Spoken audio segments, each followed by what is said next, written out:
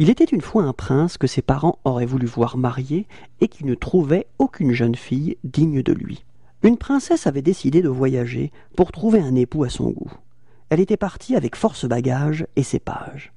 Ils visitèrent villes et châteaux, traversèrent tout le pays, sans que la princesse pût trouver l'homme qu'elle cherchait. Un jour, des brigands les attaquèrent. Les voleurs dépouillèrent la princesse, mais lui laissèrent la vie. Affolée, la jeune fille se cacha dans la forêt. Déchirant ses habits aux branches et aux ronces, bientôt, elle se perdit. La pluie se mit à tomber. Trempée de la tête aux pieds, la princesse décida de trouver un endroit où passer la nuit.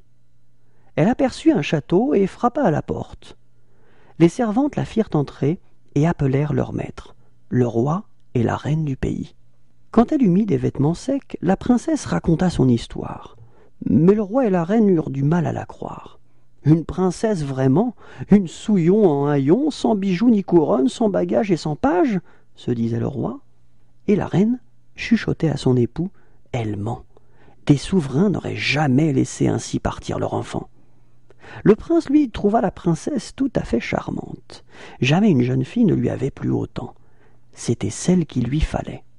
Dès que la princesse fut sortie, le prince alla trouver la reine et lui dit « J'ai enfin trouvé celle que je veux épouser. » La reine, bien ennuyée, lui répondit « Mon fils, on ne sait rien de cette jeune fille. C'est peut-être une aventurière. » Comme le prince insistait, la reine ajouta « C'est bon. Pour en avoir le cœur net, j'ai une idée de ce qu'il faut faire. » Elle entra discrètement dans la chambre de la jeune fille qui était sortie et dissimula quelque chose sous son épais matelas. Après avoir longuement devisé avec le prince, la princesse alla se coucher. Elle s'installa dans son lit, mais ne put dormir. Quelque chose dans son dos la gênait. Les femmes de chambre apportèrent un second matelas, puis un troisième.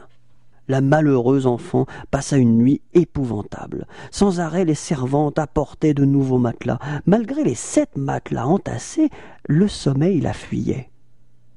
Elle avait la sensation affreuse que ses os allaient se briser en morceaux. Le lendemain matin, la princesse ne parut pas au petit déjeuner. Les servantes racontèrent ce qui s'était passé. La reine sourit. Suivie du roi et du prince, elle alla voir son invitée. La malheureuse, les yeux cernés, somnolait effondrée, près du lit dévasté. La reine mit la main sous le matelas et en sortit un petit pois. « Nous devions savoir qui vous étiez, dit-elle à la jeune fille.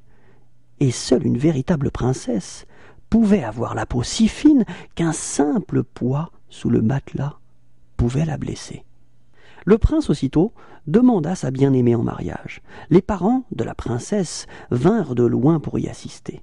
Le prince et la princesse eurent beaucoup d'enfants et ils vécurent très heureux et très sages jusqu'à la fin des temps.